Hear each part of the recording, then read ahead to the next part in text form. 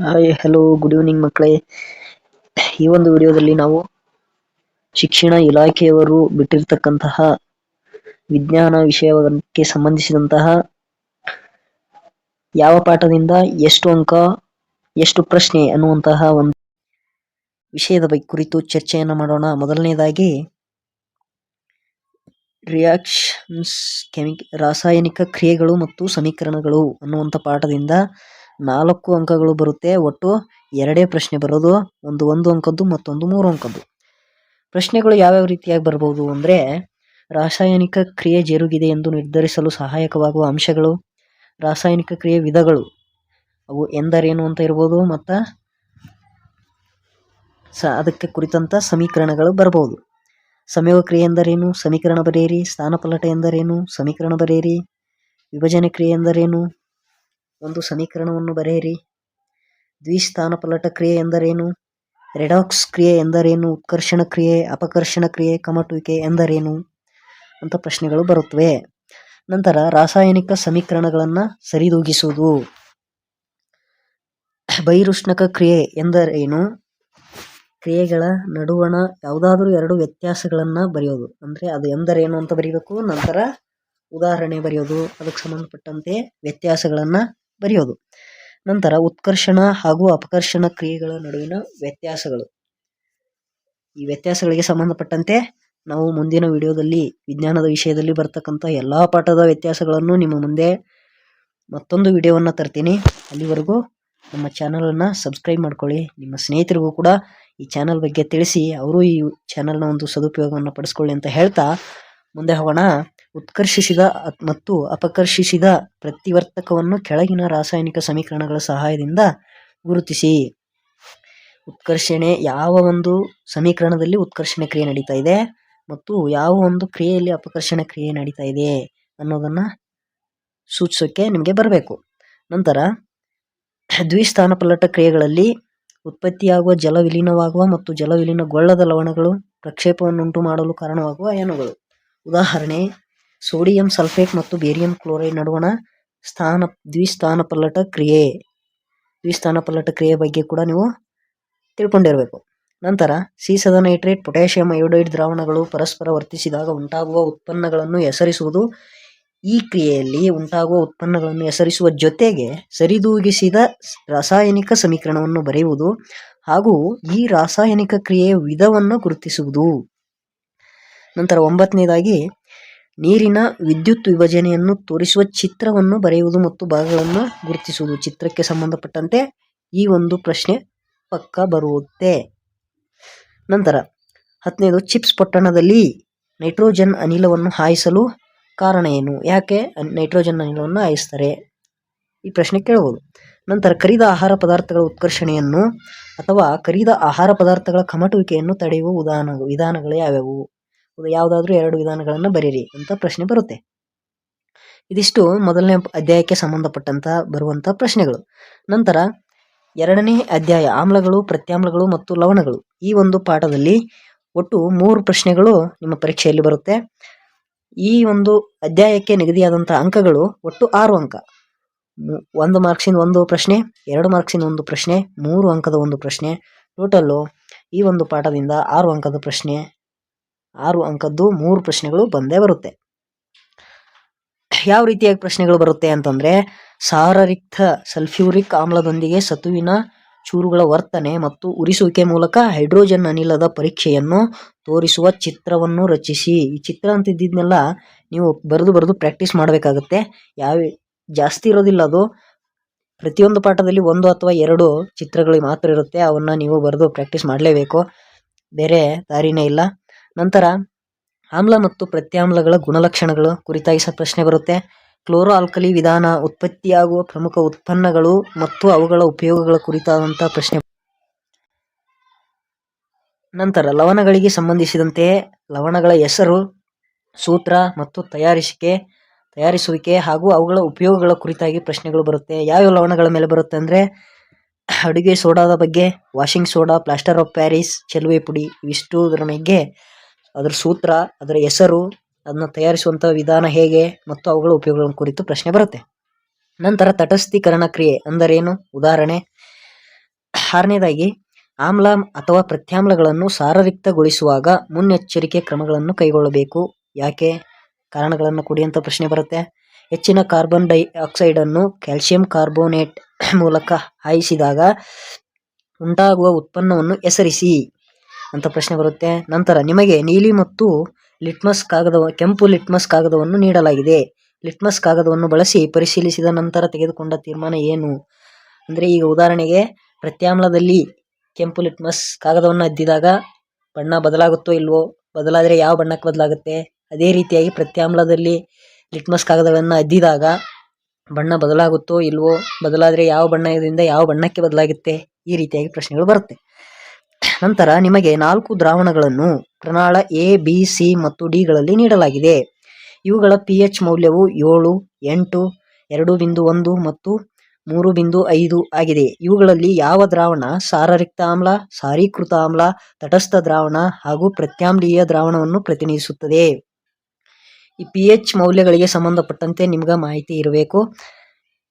ಈಗ ಆಮ್ಲೀಯ ಪದಾರ್ಥಗಳ pH ಮೌಲ್ಯ ಎಷ್ಟು, ಪ್ರತ್ಯಾಮ್ಲೀಯ ಪದಾರ್ಥಗಳ pH ಮೌಲ್ಯ ಎಷ್ಟು, ಸಾರೀಕೃತ ಮತ್ತು ಸಾರರಿಕ್ತ ಆಮ್ಲಗಳ pH ಮೌಲ್ಯ ಎಷ್ಟು ಅನ್ನೋದ್ರ ಬಗ್ಗೆ ನಿಮಗೆ ಪರಿಕಲ್ಪನೆ ಇರಬೇಕು. ನಂತರ ಸೋಡಿಯಂ ಕ್ಲೋರೈಡ್ ಜಲೀಯ ದ್ರಾವಣದ ಮೂಲಕ ವಿದ್ಯುತ್ ಪ್ರವಾಹವನ್ನು ಹರಿಸಿದಾಗ ಸೋಡಿಯಂ ಹೈಡ್ರಾಕ್ಸೈಡ್, ಕ್ಲೋರಿನ್ ಹಾಗೂ ಹೈಡ್ರೋಜನ್ ಅನಿಲ ಉಂಟಾಗುತ್ತದೆ. ಈ ಕ್ರಿಯೆಯ ಹೆಸರೇನು ಅಂತ ಪ್ರಶ್ನೆ ಬರುತ್ತೆ. ಉತ್ಪತ್ತಿಯಾದ ಉತ್ಪನ್ನಗಳ ಉಪಯೋಗಗಳು ಏನು ಅಂತ ಅದನ್ನು ಪಟ್ಟಿ ಮಾಡಿ ಅಂತ ಪ್ರಶ್ನೆ ಬರಬಹುದು. ನಂತರ ಕೊನೆಯದಾಗಿ ಇದೊಂದು ಪ್ರತ್ಯಾಮ್ಲೀಯ ಲವಣವಾಗಿತ್ತು. ಇದನ್ನು ನೀರಿನ ಶಾಶ್ವತಗಳು ನಿವಾರಣೆಗೆ ಉಪಯೋಗಿಸುತ್ತಾರೆ ಹಾಗೂ ಇವುಗಳ ಇತರೆ ಉಪಯೋಗಗಳನ್ನು ಪಟ್ಟಿ ಮಾಡಿ ಅಂತ ಪ್ರಶ್ನೆ ಬರುತ್ತೆ. ಇದಿಷ್ಟು ಆಮ್ಲಗಳು, ಪ್ರತ್ಯಾಮ್ಲಗಳು ಮತ್ತು ಲವಣಗಳು ಪಾಠಕ್ಕೆ ಸಂಬಂಧಿಸಿದಂತೆ.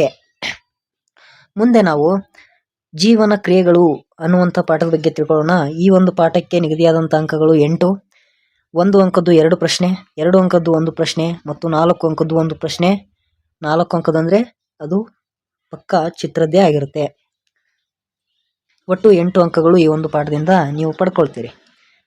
ಯಾವ್ಯಾವ ರೀತಿಯಾಗಿ ಪ್ರಶ್ನೆಗಳು ಬರುತ್ತೆ ಅನ್ನೋದನ್ನು ನೋಡೋದಾದರೆ, ಮೊದಲನೇದಾಗಿ ಚಿತ್ರಗಳನ್ನು ಬಿಡಿಸುವುದು ಮತ್ತು ಭಾಗಗಳನ್ನು ಗುರುತಿಸುವುದು. ಯಾವ್ಯಾವ ಚಿತ್ರ ಕೇಳ್ತಾರೆ ಈ ಒಂದು ಪಾಠದಿಂದ ಅಂತ ತಿಳ್ಕೊಳ್ಳೋದಾದರೆ, ತೆರೆದ ಮತ್ತು ಮುಚ್ಚಿದ ಪತ್ರರಂಧ್ರದ ಚಿತ್ರ ಕೇಳಿ ಭಾಗಗಳನ್ನು ಗುರುತಿಸುವುದು.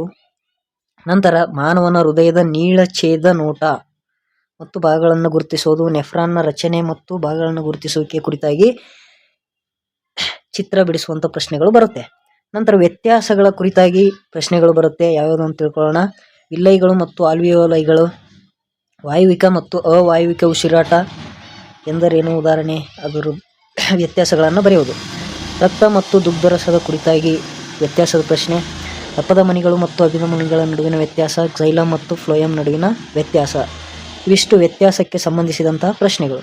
ನಂತರ ವಿವರಣೆಗೆ ಸಂಬಂಧಪಟ್ಟಂತಹ ಪ್ರಶ್ನೆಗಳು ಯಾವ್ಯಾವ್ದು ಬರ್ಬೋದು ಅಂದರೆ, ದ್ಯುತಿ ಸಂಶ್ಲೇಷಣೆಯಲ್ಲಿ ಜರುಗುವ ಘಟನೆಗಳು, ಪತ್ರರಂಧ್ರದ ಕಾರ್ಯಗಳನ್ನು ವಿವರಿಸಿ, ನೆಫ್ರಾನ್ನ ರಚನೆ ಮತ್ತು ಕಾರ್ಯವನ್ನು ವಿವರಿಸಿ, ಇಮ್ಮಡಿ ರಕ್ತ ಪರಿಚಲನೆಯ ಅರ್ಥ ಮತ್ತು ಮಹತ್ವವನ್ನು ವಿವರಿಸುವುದು, ದುಗ್ಧರಸದ ಉಂಟಾಗುವಿಕೆ ಮತ್ತು ಇದರ ಘಟಕಗಳ, ಸಸ್ಯಗಳಲ್ಲಿ ವಿಸರ್ಜನೆ, ಫ್ಲೋಯಂನ ಕಾರ್ಯ ಮತ್ತು ವಸ್ತು ಸ್ಥಾನಾಂತರಣ ಇದರ ಕುರಿತಾಗಿ. ನಂತರ ಮೈಟೋಕಾಂಡ್ರಿಯಾದ ಬಗ್ಗೆ ವಿವರಣೆ, ಸ್ನಾಯುಕೋಶಗಳಲ್ಲಿ ಮತ್ತು ಈಸ್ಟ್ ಕೋಶಗಳಲ್ಲಿ ಪೈರುವೇಟ್ನ ವಿಭಜನೆ ಬಗ್ಗೆ ವಿವರಣೆ, ವಿವಿಧ ಜೀರ್ಣ ಗ್ರಂಥಿಗಳು, ಅವುಗಳಿಂದ ಸ್ರವಿಕೆಯಾಗುವ ಜೀರ್ಣರಸಗಳು, ಕಿಣ್ವಗಳು ಮತ್ತು ಅವುಗಳ ಕಾರ್ಯಗಳ ಕುರಿತು ವಿವರಣೆ. ಈ ರೀತಿಯಾಗಿ ವಿವರಣೆ ಪ್ರಶ್ನೆಗಳು ಬರಬಹುದು. ನಂತರ ಜಠರ ಮತ್ತು ಸಣ್ಣ ಕರುಳಿನಲ್ಲಿ ನಡೆಯುವಂತಹ ಜೀರ್ಣಕ್ರಿಯೆಗಳನ್ನು ವಿವರಣೆ. ನಂತರ ಸಸ್ಯಗಳಲ್ಲಿ ನೀರಿನ ಮೇಲ್ಮುಖ ಸೆಳೆತದ ಮೇಲೆ ಬಾಷ್ಪ ವಿಸರ್ಜನೆ ಪ್ರಭಾವ ಏನು, ಅದನ್ನು ವಿವರಣೆ ಮಾಡ್ರಿ ಅಂತ ವಿವರಣೆ ಪ್ರಶ್ನೆಗಳು ಬರಬಹುದು. ಈ ರೀತಿಯಾಗಿ ನಂತರ ಕಾರಣ ಕೊಡುವಂಥ ಪ್ರಶ್ನೆಗಳು ಬರುತ್ತವೆ. ಜಲಚರಗಳ ಉಸಿರಾಟದ ದರವು ನೆಲವಾಸಿ ಜೀವಿಗಳಿಗಿಂತಲೂ ಅಧಿಕ, ಕಾರಣ ಕೊಡಿ. ರಕ್ತದಲ್ಲಿ ಹಿಮೋಗ್ಲೋಬಿನ್ ಪ್ರಮಾಣವು ಹೆಚ್ಚಾದಂತೆ ಶಕ್ತಿಯ ಉತ್ಪಾದನೆಯೂ ಹೆಚ್ಚಾಗುತ್ತದೆ, ಏಕೆ ಅಥವಾ ಕಾರಣ ಕೊಡಿ.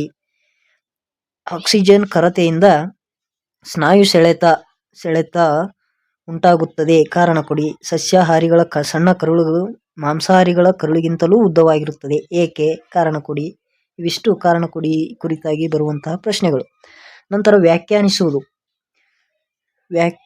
ಬಾಷ್ಪ ವಿಸರ್ಜನೆ ಟ್ರಾನ್ಸ್ಪಿರೇಷನ್ ಎಂದರೇನು ಅಂದರೆ ವ್ಯಾಖ್ಯಾನವನ್ನು ಬರೀಬೇಕಾಗುತ್ತೆ. ವಸ್ತು ಸ್ಥಾನಾಂತರಣ ಎಂದರೇನು, ದುಗ್ಧರಸ ಎಂದರೇನು, ಅದರ ಕಾರ್ಯ ಏನು, ಅಭಿಸರಣ ಒತ್ತಡ ಎಂದರೇನು, ವಿಸರ್ಜನೆ ಎಂದರೇನು, ಈ ರೀತಿಯಾಗಿ ಕಾರಣ ಕೊಡಿಯ ವ್ಯಾಖ್ಯಾನಿಸುವಂತಹ ಪ್ರಶ್ನೆಗಳು ಬರುತ್ತವೆ ಈ ಒಂದು ಪಾಠದಿಂದ. ನಂತರ ನಿಯಂತ್ರಣ ಮತ್ತು ಸಹಭಾಗಿತ್ವ ಪಾಠದ ಕುರಿತಾಗಿ ನಾವು ಎಷ್ಟು ಪ್ರಶ್ನೆಗಳು ಎಷ್ಟು ಅಂಕ ಬರುತ್ತೆ ಅಂತ ತಿಳ್ಕೊಳ್ಳೋಣ. 1 ಅಂಕದ 1 ಪ್ರಶ್ನೆ, 2 ಅಂಕದ 1 ಪ್ರಶ್ನೆ, 3 ಅಂಕದ 1 ಪ್ರಶ್ನೆ. ಒಟ್ಟು ಈ ಒಂದು ಪಾಠದಿಂದ ನೀವು 6 ಅಂಕಗಳನ್ನು ಪಡೆದುಕೊಳ್ತೀರಿ. 3 ಪ್ರಶ್ನೆಗಳು ನಿಮ್ಮ ಪ್ರಶ್ನೆ ಪತ್ರಿಕೆಯಲ್ಲಿ ಇರುತ್ತೆ. ಚಿತ್ರಗಳಿಗೆ ಸಂಬಂಧಿಸಿದಂತೆ ಯಾವ ರೀತಿಯಾಗಿ ಈ ಒಂದು ಪಾಠದಿಂದ ಪ್ರಶ್ನೆಗಳು ಬರುತ್ತೆ ಅಂದರೆ, ಮಾನವನ ಮೆದುಳು ಅದನ್ನು ಚಿತ್ರ ಬರೆದು ಅದರ ಭಾಗಗಳನ್ನು ಗುರುತಿಸಿ ಅನ್ನುವಂಥ ಪ್ರಶ್ನೆ ಬರುತ್ತೆ. ನಂತರ ಪರಾವರ್ತಿತ ಚಾಪದ ಕುರಿತಾಗಿ ಚಿತ್ರ ಬರೆದು ಭಾಗಗಳನ್ನು ಗುರುತಿಸೋದು, ದ್ವಿತೀಯ ಅನುವರ್ತನೆ ಕುರಿತು ಚಿತ್ರ ಬರೆದು ಭಾಗಗಳನ್ನು ಗುರುತಿಸುವುದು, ಗುರುತ್ವಾನುವರ್ತನೆ ಚಿತ್ರ ಬರೆಯೋದು, ನರಕೋಶ, ಇವಿಷ್ಟು ಚಿತ್ರಗಳಿಗೆ ಸಂಬಂಧಿಸಿದಂತಹ ಪ್ರಶ್ನೆಗಳು, ಚಿತ್ರ ಬರೆದು ಭಾಗಗಳನ್ನು ಗುರುತಿಸುವಂತಹ ಪ್ರಶ್ನೆಗಳು. ನಂತರ ವ್ಯಾಖ್ಯಾನ ನೀಡಿ ಉದಾಹರಣೆಯನ್ನು ಕೊಡೋದು, 2 ಅಂಕದ ಪ್ರಶ್ನೆ ಇದು. ವ್ಯಾಖ್ಯಾನ ಅಂದರೆ ಎಂದರೇನು ಅಂತ ಬರೀಬೇಕು, ಉದಾಹರಣೆ ಬರೀಬೇಕು. ಪರಾವರ್ತಿತ ಪ್ರತಿಕ್ರಿಯೆ ಎಂದರೇನು, ಉದಾಹರಣೆ ಕೊಡಿ. ದ್ವಿತೀಯ ಅನುವರ್ತನೆ ಎಂದರೇನು, ಉದಾಹರಣೆ ಕೊಡಿ. ಗುರುತ್ವಾನುವರ್ತನೆ ಎಂದರೇನು, ರಾಸಾಯನಿಕ ಅನುವರ್ತನೆ ಎಂದರೇನು, ಉದಾಹರಣೆ ಕೊಡಿ. ಇವು 2 ಅಂಕದ ಪ್ರಶ್ನೆಗಳು. ನಂತರ ಮಾನವರಲ್ಲಿ ಹಾರ್ಮೋನ್ಗಳು, ಅವುಗಳನ್ನು ಸ್ರವಿಸುವ ಗ್ರಂಥಿಗಳು, ಯಾವ್ಯಾವ ಗ್ರಂಥಿಗಳು ಯಾವ್ಯಾವ ಹಾರ್ಮೋನ್ಗಳನ್ನು ಸ್ರವಿಸುತ್ತವೆ, ಹಾರ್ಮೋನ್ಗಳ ಕಾರ್ಯಗಳೇನು ಅನ್ನೋದ್ರ ಕುರಿತಾಗಿ ಪ್ರಶ್ನೆಗಳು ಬರುತ್ತೆ. ಯಾವ್ಯಾವ ಹಾರ್ಮೋನ್ಗಳನ್ನು ಕುರಿತಾಗಿ ಕೇಳ್ತಾರೆ. ಮೊದಲನೇದು ಬೆಳವಣಿಗೆ ಹಾರ್ಮೋನ್ ಯಾವುದು, ಅದರ ಕೆಲಸ ಏನು. ಥೈರಾಕ್ಸಿನ್ ಹಾರ್ಮೋನ್ ಯಾವುದು, ಇನ್ಸುಲಿನ್, ಟೆಸ್ಟೋಸ್ಟಿರಾನ್, ಈಸ್ಟ್ರೋಜನ್, ಅಡ್ರಿನಲಿನ್, ಇವು ಹಾರ್ಮೋನ್ಗಳ ಕಾರ್ಯಗಳು ಕುರಿತಾಗಿ ಪ್ರಶ್ನೆಗಳು ಬರುತ್ತೆ. ನಂತರ ಸಸ್ಯ ಹಾರ್ಮೋನ್ಗಳು, ಸಸ್ಯಗಳಲ್ಲಿ ಕೂಡ ಹಾರ್ಮೋನ್ಗಳು ಇರ್ತವೆ. ಆ ಹಾರ್ಮೋನ್ಗಳು ಯಾವ್ಯಾವು, ಅವುಗಳ ಕಾರ್ಯಗಳು ಏನು ಅಂತ ಪ್ರಶ್ನೆಗಳು ಬರುತ್ತೆ. ಮೊದಲನೇದಾಗಿ ಆಕ್ಸಿನ್ ಅನ್ನುವಂಥ ಹಾರ್ಮೋನ್ನ ಕಾರ್ಯ ಏನು, ಜಿಬ್ಬೆರ್ಲಿನ್ ಅನ್ನುವಂಥ ಹಾರ್ಮೋನಿನ ಕಾರ್ಯವೇನು, ಸೈಟೋಕೈನಿನ್ ಅನ್ನುವಂಥ ಹಾರ್ಮೋನಿನ ಕುರಿತಾಗಿ ಅದರ ಕಾರ್ಯ, ಅಬ್ಸಸಿಕ್ ಆಮ್ಲ ಅದರ ಕಾರ್ಯದ ಕುರಿತಾಗಿ ಪ್ರಶ್ನೆ ಬರುತ್ತೆ. ನಂತರ ವಿವರಣೆ ಪ್ರಶ್ನೆ 4 ಅಂಕದ್ದಾದ್ರೂ ಆಗಿರ್ಬೋದು, 3 ಅಂಕಕ್ಕಾದ್ರೂ ಬರ್ಬೋದು, 2 ಅಂಕಕ್ಕಾದ್ರೂ ಬರ್ಬೋದು, 1 ಅಂಕಕ್ಕೆ ಬರಲ್ಲ. ನರಕೋಶದ ರಚನೆಯನ್ನು ವಿವರಿಸಿ, ಪರಾವರ್ತಿತ ಚಾಪ, ಬೆಳವಣಿಗೆ ಹಾರ್ಮೋನ್, ಇನ್ಸುಲಿನ್ ಕಡಿಮೆ ಸ್ರವಿಕೆ, ಸ್ಪರ್ಶದ ಪ್ರಚೋದನೆಗೆ ಮುಟ್ಟಿದರೆ ಮುನಿ ಸಸ್ಯದ ಪ್ರತಿಕ್ರಿಯೆ, ಕಾರಣ ಕೊಡಿ. ಮಾನವನ ಮೆದುಳು ಭಾಗಗಳು ಮತ್ತು ಕಾರ್ಯಗಳು, ಅಂದರೆ ಇದು ಚಿತ್ರಕ್ಕೆ ಸಂಬಂಧಿಸಿದಂತೆ ನರಕೋಶದ ರಚನೆ ಮತ್ತು ಕಾರ್ಯಗಳು. ಚಿತ್ರ ಸಂಸರ್ಗ, ಇದರ ಕಾರ್ಯ ಏನು ಕಾರ್ಯ ಮಾಡುತ್ತೆ, ಎಲ್ಲಿರುತ್ತೆ ಪ್ರಶ್ನೆ ಕೇಳ್ತಾರೆ. ನಂತರ ಶಲಾಕಾಗ್ರದ ಮೇಲೆ ಪರಾಗ ರೇಣುವಿನ ಮೊಳೆಯುವಿಕೆಯನ್ನು ರಾಸಾಯನಿಕ ಅನುವರ್ತನೆಯೊಂದಿಗೆ ವಿಶ್ಲೇಷಣೆ ಮಾಡಿರಿ ಅನ್ನುವಂಥ ಪ್ರಶ್ನೆ ಕೂಡ ಬರುತ್ತೆ. ನಂತರ ನಾವು ಮುಂದಿನ ಪಾಠಕ್ಕೆ ಹೋಗೋಣ. ವಿದ್ಯುತ್ ಶಕ್ತಿ ಪಾಠಕ್ಕೆ ಸಂಬಂಧಿಸಿದಂತೆ ಒಟ್ಟು ಈ ಒಂದು ಪಾಠವನ್ನು ನೀವು ಅಭ್ಯಾಸ ಮಾಡಿದರೆ ನೀವು 8 ಅಂಕವನ್ನು ಗಳಿಸ್ತೀರಾ. ಪ್ರಶ್ನೆಗಳು ಯಾವ ರೀತಿಯಾಗಿ ಬರುತ್ತೆ ಅಂದರೆ 1 ಅಂಕದ ಒಟ್ಟು 2 ಪ್ರಶ್ನೆ ಬರುತ್ತೆ, 2 ಅಂಕದ 1 ಪ್ರಶ್ನೆ, 4 ಅಂಕದ 1 ಪ್ರಶ್ನೆ. ಮೊದಲನೇದಾಗಿ ಸಂಕೇತಗಳನ್ನು ಬರೆಯುವುದು. ಸಂಕೇತಗಳು, ಸಿಂಬಾಲ್ಸ್, ಯಾವುದರ ಸಂಕೇತಗಳನ್ನು ಕೇಳ್ತಾರೆ ಅಂದರೆ ಶೆಲ್,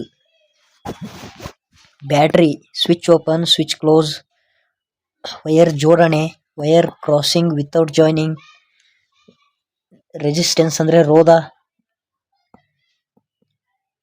ನಂತರ ವೇರಿಯಬಲ್ ರೆಸಿಸ್ಟೆನ್ಸ್, ಇವುಗಳ ಕುರಿತಾಗಿ ಅವುಗಳ ಸಂಕೇತಗಳನ್ನು ಕೇಳ್ತಾರೆ 1 ಅಂಕದ ಪ್ರಶ್ನೆಯಲ್ಲಿ. ನಂತರ ನಿಯಮಗಳು. ಈ ಪಾಠದಲ್ಲಿ ಮುಖ್ಯವಾಗಿ 2 ನಿಯಮಗಳು ಬರ್ತವೆ. ಒಂದು ಓಮ್ನ ನಿಯಮ V=IR, ಜೌಲ್ನ ನಿಯಮ H=I²RT. ಇದನ್ನ ನಿರೂಪಣೆ ಕೇಳ್ತಾರೆ ಮತ್ತು ಇದಕ್ಕೆ ಸಂಬಂಧಪಟ್ಟಂತೆ ಲೆಕ್ಕಗಳು ಕೂಡ ಬರುತ್ತೆ. ನಂತರ ವಾಹಕದ ರೋಧವು ಅವಲಂಬಿಸಿರುವ ಅಂಶಗಳನ್ನು ಪಟ್ಟಿ ಮಾಡಿ, ವಾಹಕದ ಉದ್ದವನ್ನು ಹೆಚ್ಚಿಸಿದರೆ ಅಥವಾ ಕಡಿಮೆ ಮಾಡಿದರೆ ಏನಾಗುತ್ತದೆ, ವಾಹಕದ ಅಡ್ಡ ಕೊಯ್ತವನ್ನು ಹೆಚ್ಚಿಸಿದರೆ ಅಥವಾ ಕಡಿಮೆ ಮಾಡಿದರೆ ಏನಾಗುತ್ತದೆ, ಕಾರಣ ಕೊಡಿ ಪ್ರಶ್ನೆಗಳು ಇವೆಲ್ಲ. ತಾಪವನ್ನು ಹೆಚ್ಚಿಸಿದರೆ ಅಥವಾ ಕಡಿಮೆ ಮಾಡಿದರೆ ಏನಾಗುತ್ತದೆ. ನಂತರ ಸರಣಿ ಜೋಡಣೆ ಅರ್ಥ. ಸರಣಿ ಜೋಡಣೆ ಎಂದರೇನು, ಮಂಡಲದಲ್ಲಿ ಸರಣಿ ಕ್ರಮವನ್ನು ಗುರುತಿಸುವುದು ಹೇಗೆ. ಸಮಾಂತರ ಜೋಡಣೆ ಎಂದರೇನು, ಅದರ ಅರ್ಥ. ಮಂಡಲದಲ್ಲಿ ಸರಣಿ ಕ್ರಮವನ್ನು ಗುರುತಿಸುವುದು. ಮಂಡಲದಲ್ಲಿ ರೋಧಗಳ ಸಂಯೋಜನೆಯನ್ನು ಒಳಗೊಂಡ ಸರಳ ಲೆಕ್ಕಗಳನ್ನು ಬಿಡಿಸುವುದು. ಲೆಕ್ಕಗಳ ಕುರಿತಾಗಿ ಪ್ರಶ್ನೆಗಳು ಬರುತ್ತೆ. ನಂತರ ಜೌಲ್ನ ನಿಯಮದ ಅನ್ವಯಗಳು. ಎಲ್ಲೆಲ್ಲಿ ಉಪಯೋಗ ಮಾಡ್ತಾರೆ ಜೌಲ್ನ ನಿಯಮವನ್ನು? ಬಿಸಿಗಾಗಿ ಬಳಸುವ ಉಪಕರಣಗಳು, ಫ್ಯೂಸ್. ನಂತರ ಲೆಕ್ಕಗಳು. ಯಾವ ನಿಯಮದ ಮೇಲೆ ಲೆಕ್ಕಗಳು ಬರುತ್ತಂದ್ರೆ ಒಂದನೇದು ಓಮ್ ನಿಯಮ, ಎರಡನೇದಾಗಿ ಜೌಲ್ ನಿಯಮ ಮತ್ತು ವಿದ್ಯುತ್ ಸಾಮರ್ಥ್ಯದ ಕುರಿತಾಗಿ ಪ್ರಶ್ನೆಗಳು ಈ ಒಂದು ಪಾಠದಿಂದ ಬರುತ್ತೆ.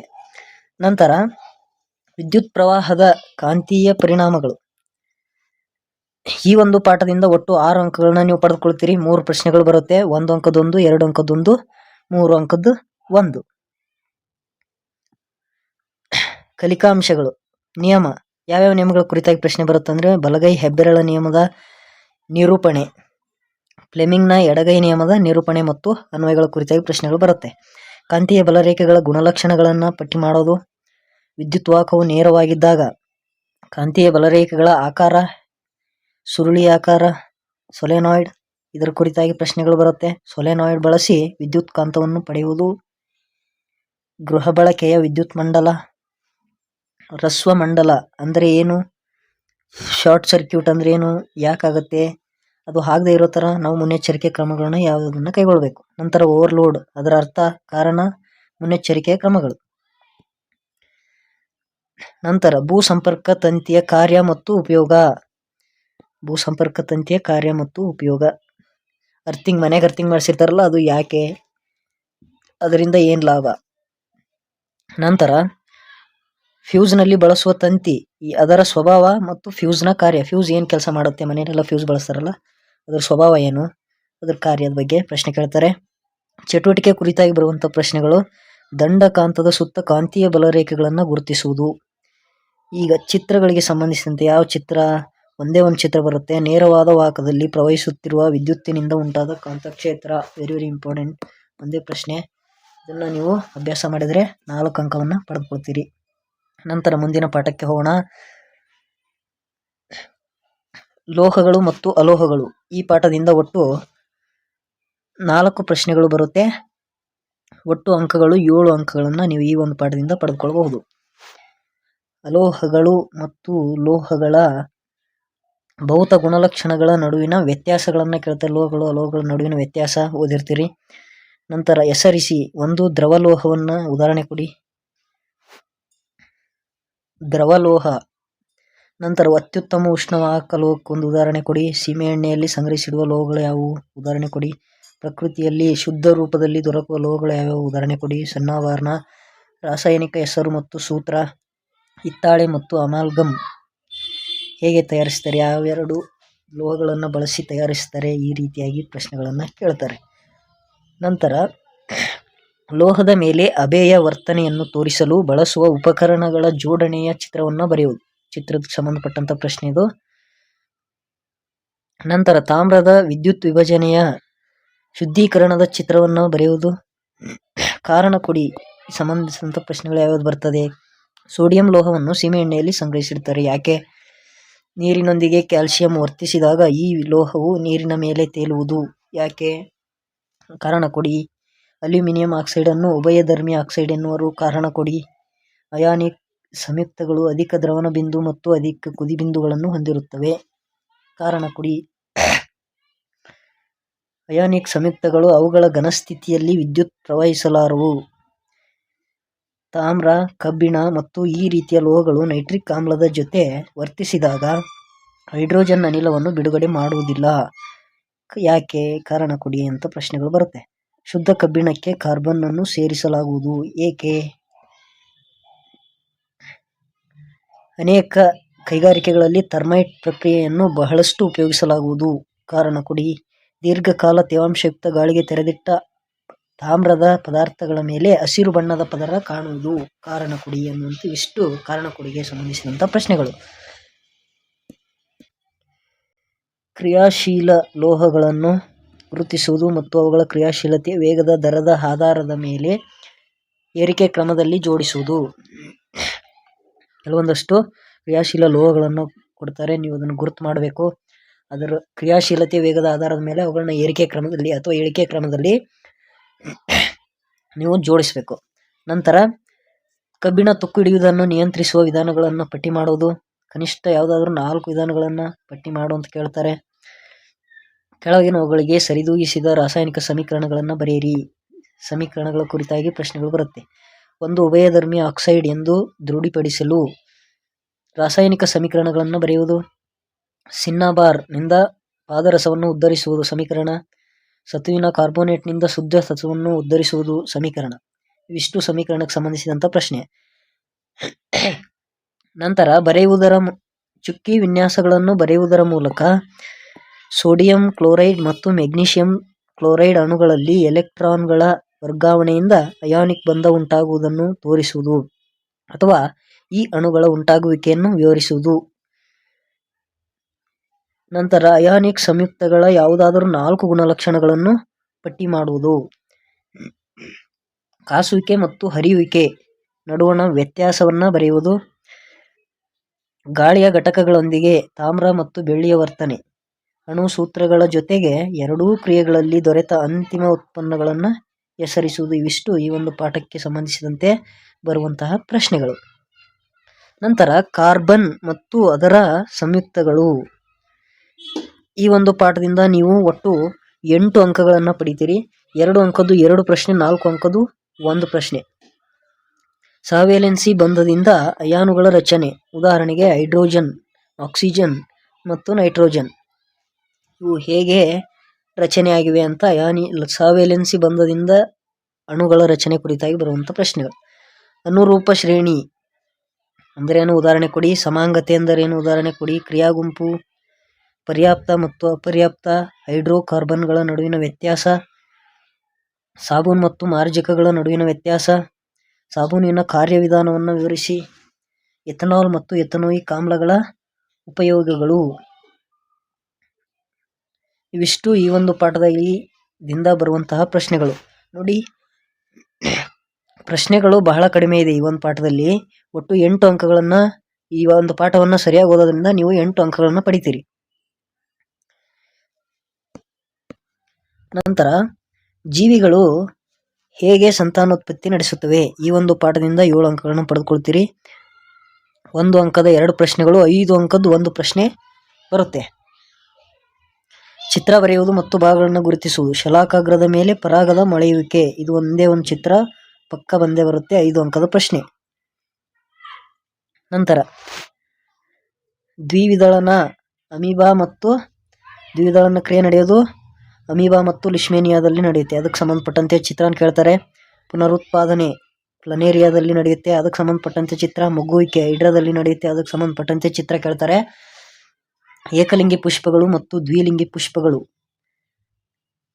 ಸ್ವಕೀಯ ಪರಾಗಸ್ಪರ್ಶ ಕ್ರಿಯೆ ಮತ್ತು ಪರಕೀಯ ಪರಾಗಸ್ಪರ್ಶ ಕ್ರಿಯೆ ಎಲ್ಲಿ ನಡೆಯುತ್ತದೆ ಎಂದು ಊಹಿಸಲು, ಇದ್ರ ಬಗ್ಗೆ ಪ್ರಶ್ನೆಗಳು ಬರುತ್ತೆ. ನಂತರ ವಿವರಣಾತ್ಮಕ ಪ್ರಶ್ನೆಗಳು. ಕಾಯಜ ರೀತಿಯ ಸಂತಾನೋತ್ಪತ್ತಿ ವಿವರಿಸಿ. ಪುನರುತ್ಪಾದನೆ ಮತ್ತು ತುಂಡರಿಕೆಗಳ ಹೋಲಿಕೆ. ಜೀವಿಗಳನ್ನು ಅವುಗಳ ಅಲೈಂಗಿಕ ರೀತಿಯ ಸಂತಾನೋತ್ಪತ್ತಿ ವಿಧಾನಕ್ಕೆ ಅನುಗುಣವಾಗಿ ಗುಂಪುಗೂಡಿಸುವುದು.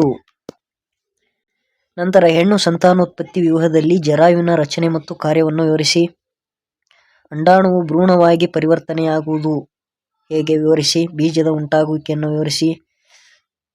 ಪರಾಗಸ್ಪರ್ಶ ಕ್ರಿಯೆ ಅಥವಾ ನಿಷೇಚನದ ನಂತರ ಹೂವಿನಲ್ಲಿ ಉಂಟಾಗುವ ಬದಲಾವಣೆಗಳು. ಹೆಣ್ಣು ಸಂತಾನೋತ್ಪತ್ತಿ ವ್ಯೂಹದಲ್ಲಿ ಅಂಡವು ಫಲಿತಗೊಳ್ಳದಿದ್ದರೆ ಆಗುವ ಬದಲಾವಣೆಗಳು. ಸಂತಾನೋತ್ಪತ್ತಿ ಆರೋಗ್ಯ. ನಂತರ ಲೈಂಗಿಕವಾಗಿ ಹರಡುವ ಬ್ಯಾಕ್ಟೀರಿಯಾ ಸೋಂಕುಗಳು. ಲೈಂಗಿಕವಾಗಿ ಯಾವ್ಯಾವ ರೋಗಗಳು ಬರ್ತವೆ ಅದರ ಕುರಿತಾಗಿ ಪ್ರಶ್ನೆಗಳು ಬರುತ್ತೆ. ನಂತರ ಲೈಂಗಿಕವಾಗಿ ಹರಡುವ ವೈರಸ್ ಸೋಂಕುಗಳ ಕುರಿತಾಗಿ ಪ್ರಶ್ನೆಗಳು ಬರುತ್ತೆ. ಪಠ್ಯದಲ್ಲಿ ಇರುವಂತಹ ಉದಾಹರಣೆಗಳಿಗೆ ಸಂಬಂಧಿಸಿದಂತೆ ಪ್ರಶ್ನೆಗಳು ಬರುತ್ತೆ. ವಿವಿಧ ಗರ್ಭ ನಿರೋಧಕ ವಿಧಾನಗಳನ್ನು ಹೋಲಿಕೆ ಮಾಡೋದು. ಹೆಚ್ಚಿನ ಭಿನ್ನತೆಗಳು ಲೈಂಗಿಕ ರೀತಿಯಲ್ಲಿ ಸಂತಾನೋತ್ಪತ್ತಿ ನಡೆಸುವ ಜೀವಿಗಳಲ್ಲಿ ಕಂಡುಬರುವುದು. ನಂತರ ವ್ಯತ್ಯಾಸಗಳು. ತುಂಡರಿಕೆ ಮತ್ತು ಪುನರುತ್ಪಾದನೆ ವಿಧಾನ, ಅದರ ಬಗ್ಗೆ ವ್ಯತ್ಯಾಸ ಕೇಳ್ತಾರೆ. ಪರಾಗಸ್ಪರ್ಶ ಕ್ರಿಯೆಗೆ ಸಂಬಂಧಿಸಿದಂತೆ ಸ್ವಕೀಯ ಪರಾಗಸ್ಪರ್ಶ ಮತ್ತು ಪರಕೀಯ ಪರಾಗಸ್ಪರ್ಶ ಅಂತ 2 ವಿಧಗಳಿದೆ, ಅದರದ್ದು ವ್ಯತ್ಯಾಸಗಳನ್ನ ಕೇಳ್ತಾರೆ. ಪ್ರಥಮ ಕಾಂಡ, ಪ್ರಥಮ ಬೇರು, ಅದರದ್ದು ವ್ಯತ್ಯಾಸ. ವೃಷಣ ಮತ್ತು ಅಂಡಾಶಯ, ಅದರದ್ದು ವ್ಯತ್ಯಾಸ. ಏಕಲಿಂಗಿ ಪುಷ್ಪಗಳು, ದ್ವಿಲಿಂಗಿ ಪುಷ್ಪಗಳು. DNA ಪ್ರತೀಕರಣ ಮತ್ತು ಮಿಯಾಸಿಸ್ ಅವೆರಡರದ್ದು ವ್ಯತ್ಯಾಸಗಳನ್ನ ಕೇಳ್ತಾರೆ. ನಂತರ ಕಾರಣ ಕೊಡುವುದು. ಟೆಸ್ಟಿಸ್ ಮನುಷ್ಯರಲ್ಲಿ ವೃಷಣಗಳು ಕಿಬ್ಬೊಟ್ಟೆಯ ಹೊರಗೆ ಇರುತ್ತವೆ, ಕಾರಣ ಕೊಡಿ.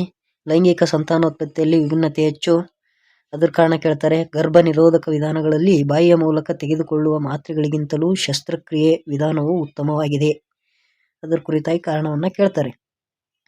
ನಂತರ ವ್ಯಾಖ್ಯಾನ ಸಂಬಂಧಪಟ್ಟಂತೆ ಬರುವಂಥ ಪ್ರಶ್ನೆಗಳು: ಋತುಚಕ್ರ ಎಂದರೇನು? DNA ಪ್ರತೀಕರಣ ಎಂದರೇನು? ಲೈಂಗಿಕವಾಗಿ ಹರಡುವ ರೋಗಗಳು ಯಾವ್ಯಾವು? ಪರಾಗಸ್ಪರ್ಶ ಕ್ರಿಯೆ ಎಂದರೇನು? ಈ ರೀತಿಯಾಗಿ ವ್ಯಾಖ್ಯಾನಕ್ಕೆ ಸಂಬಂಧಪಟ್ಟಂತ ಪ್ರಶ್ನೆಗಳು ಬರುತ್ತೆ.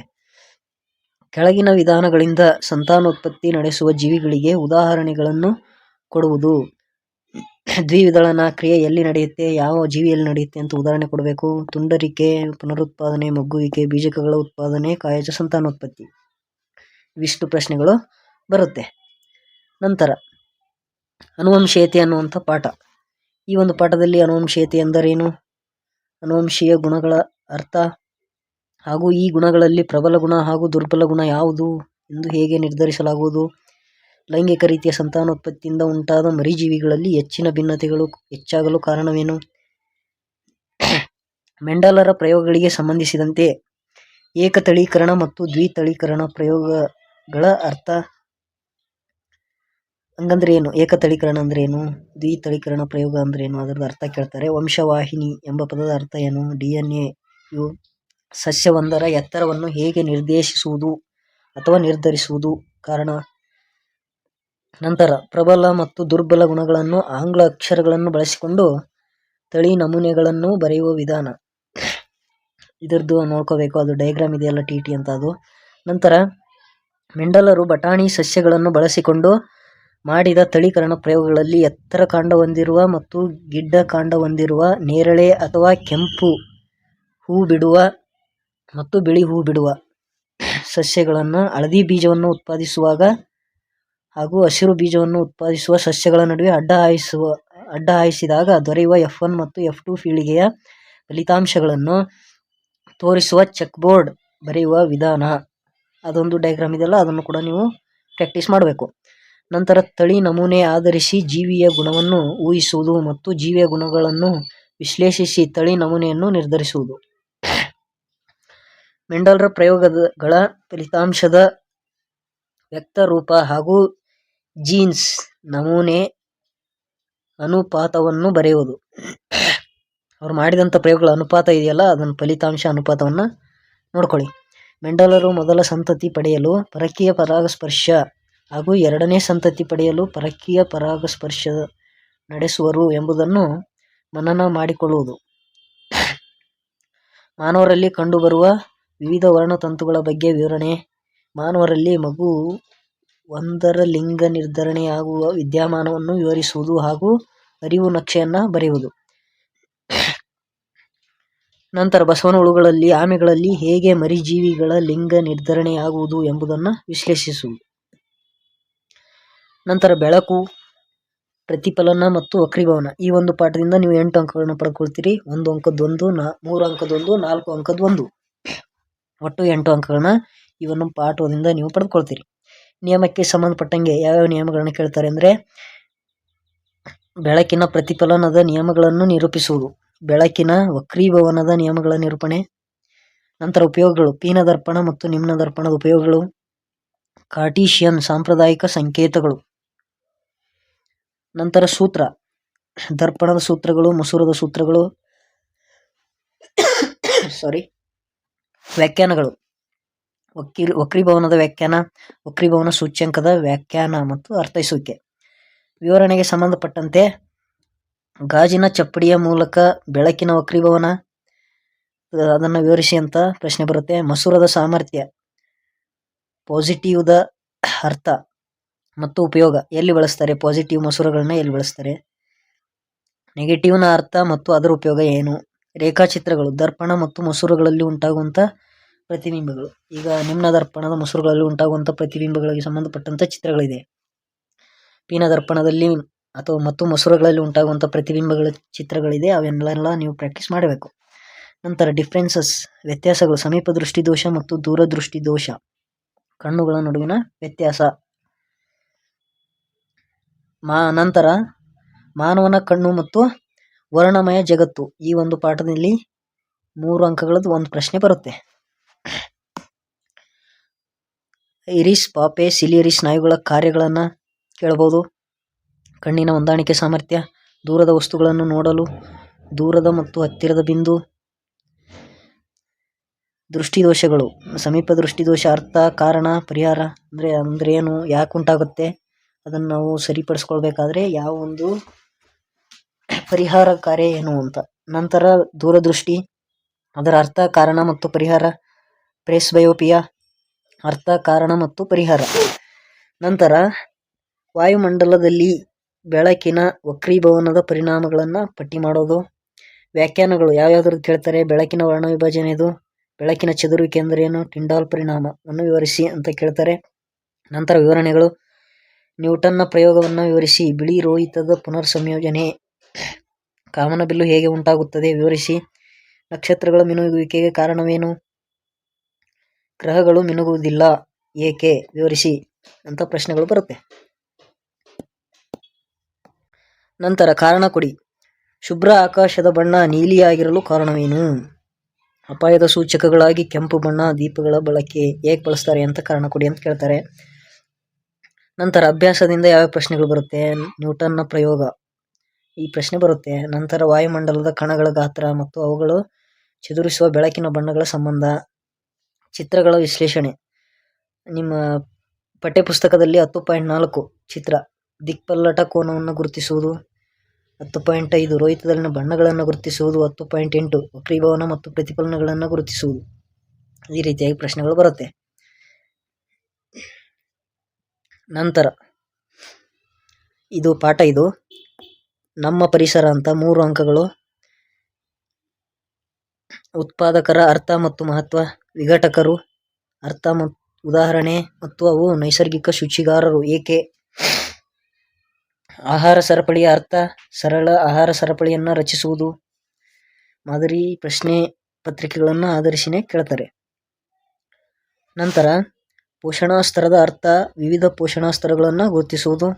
ಜೈವಿಕ ಸಂವರ್ಧನೆಯ ಅರ್ಥ, ಒಂದು ಪರಿಸರ ವ್ಯವಸ್ಥೆಯಲ್ಲಿ ಶಕ್ತಿಯ ಹರಿವು ಹೇಗಿರುತ್ತದೆ, ಶಕ್ತಿಯ ಹರಿವು ಹೇಗೆ ಹಾನಿಕಾರಕ ವಸ್ತುಗಳ ಚಲನೆಗಿಂತ ವಿಭಿನ್ನ. ಆಹಾರದ ಸರಪಳಿಯನ್ನು ನೀಡಿ ಅದರಲ್ಲಿ ಪೋಷಣಾ ಸ್ತರಗಳನ್ನು ಗುರುತಿಸುವುದು. ಯಾವ ಜೀವಿಯು ಅಧಿಕ ಶಕ್ತಿಯ ಪ್ರಮಾಣವನ್ನು ಹೊಂದಿದೆ, ಯಾವ ಪೋಷಣಾ ಸ್ತರದಲ್ಲಿ ಹಾನಿಕಾರಕ ವಸ್ತುಗಳ ಸಂಗ್ರಹ ಅಧಿಕ ಎಂಬುದನ್ನು ಗುರುತಿಸುವುದು. ಓಝೋನ್ ಎಂದರೇನು, ಅದರ ಮಹತ್ವ. ಓಝೋನ್ ಪದರ ರೂಪುಗೊಳ್ಳುವಿಕೆ ಹೆಂಗೆ ರೂಪುಗೊಳ್ಳುತ್ತೆ, ಓಝೋನ್ ಪದರ ಶಿಥಿಲವಾಗಲು ಕಾರಣ ಏನು, CFC ಮುಕ್ತ ರೆಫ್ರಿಜರೇಟರ್ಗಳನ್ನು ತಯಾರಿಸಲು ಕಾರಣ, ಓಝೋನ್ ಪದರ ಶಿಥಿಲವಾದರೆ ಆಗುವ ಪರಿಣಾಮಗಳು. ಜೈವಿಕ ವಿಘಟನೀಯ ಮತ್ತು ಜೈವಿಕ ವಿಘಟನೆಯಲ್ಲದ ತ್ಯಾಜ್ಯಗಳ ನಡುವಿನ ವ್ಯತ್ಯಾಸಗಳು. ಜೈವಿಕ ವಿಘಟನೆಯ ತ್ಯಾಜ್ಯಗಳು ಸಂಗ್ರಹದಿಂದ ಆಗುವ ದುಷ್ಪರಿಣಾಮಗಳೇನು, ಈಗಿನ ಜೀವನ ಶೈಲಿ ಹಾಗೂ ಪರಿಸರದ ಮೇಲೆ ಆಗುತ್ತಿರುವಂತಹ ಪರಿಣಾಮಗಳು. ಕೊನೆಯದಾಗಿ ಜೈವಿಕ ವಿಘಟನೆಗೆ ಒಳಗಾಗುವ ಮತ್ತು ಒಳಗಾಗದ ಮಾಲಿನ್ಯಕಾರಕಗಳ ವ್ಯತ್ಯಾಸ, ಓಝೋನ್ ಪದರ ರೂಪುಗೊಳ್ಳುವಿಕೆ ಮತ್ತು ನಾಶಕ್ಕೆ ಕಾರಣಗಳು, ವಿಘಟಕ ಜೀವಿಗಳ ಪಾತ್ರ, ಆಹಾರ ಸರಪಳಿ ಮತ್ತು ಆಹಾರ ಜಾಲ ಅದರ ಮಹತ್ವ, ಜೈವಿಕ ಸಂವರ್ಧನೆ ಮತ್ತು ಅದರ ಪರಿಣಾಮಗಳು. ಇಷ್ಟು ನಾವು ಇಲ್ಲಿಯವರೆಗೂ ವಿಜ್ಞಾನ ವಿಷಯಕ್ಕೆ ಸಂಬಂಧಪಟ್ಟಂತೆ ಒಟ್ಟು ನಾನು ಹೇಳಿದ್ದಂಥ ರೀತಿಯಲ್ಲಿ ನೀವು ಓದಿದ್ದೇ ಆದರೆ 80ಕ್ಕೆ 80 ಅಂಕಗಳನ್ನು ನೀವು ಗಳಿಸಲು ಸಾಧ್ಯ ಇದೆ. ಈ ಒಂದು PDF ನಿಮಗೆ ಬೇಕಾದರೆ ಕಾಮೆಂಟ್ ಬಾಕ್ಸಲ್ಲಿ PDF ಅಂತ ಟೈಪ್ ಮಾಡಿ, ನಾನು ನಿಮಗೆ ಈ ಒಂದು PDF ಕಳಿಸ್ಕೊಡ್ತೀನಿ. ನನ್ನ ಡಿಸ್ಕ್ರಿಪ್ಷನ್ ಬಾಕ್ಸ್ನಲ್ಲಿ ಈ ಒಂದು PDF ಹಾಕಿರ್ತೀನಿ. ನಿಮಗೇನಾದರೂ ಬೇಕಾದರೆ ಅಲ್ಲಿಂದ ಪಡೆದುಕೊಂಡು ಚೆನ್ನಾಗಿ ಓದಿ. ಈ ಒಂದು ಸಮಯ ಮತ್ತೆ ಬರಲ್ಲ. ಈ ಒಂದು ಕ್ಷಣವನ್ನು ಅನುಭವಿಸಿ, ಓದಿ, ಚೆನ್ನಾಗಿ ಮಾರ್ಕ್ಸನ್ನು ಗಳಿಸಿ, ಮುಂದೆ ನಿಮ್ಮ ಜೀವನ ಸುಖಕರವಾಗಿರಲಿ ಅಂತ ಹಾರೈಸ್ತಾ, ಈ ಒಂದು ವಿಡಿಯೋ ನಿಮಗೆ ಇಷ್ಟ ಆದರೆ ನನ್ನ ಒಂದು ಸಣ್ಣ ಪ್ರಯತ್ನಕ್ಕೆ ನಿಮ್ಮ ಬೆಂಬಲ, ಒಂದು ಲೈಕ್ ಮತ್ತು ಒಂದು ನಮ್ಮ ಚಾನಲ್ನ ಸಬ್ಸ್ಕ್ರೈಬ್ ಮಾಡ್ಕೊಳ್ಳಿ. ಹಾಗೆ ನಿಮ್ಮ ಸ್ನೇಹಿತರಿಗೂ ಕೂಡ ಈ ಒಂದು ವಿಡಿಯೋವನ್ನು ಶೇರ್ ಮಾಡಿ ಅಂತ ಹೇಳ್ತಾ ಎಲ್ಲರಿಗೂ ಧನ್ಯವಾದಗಳು. Thank you.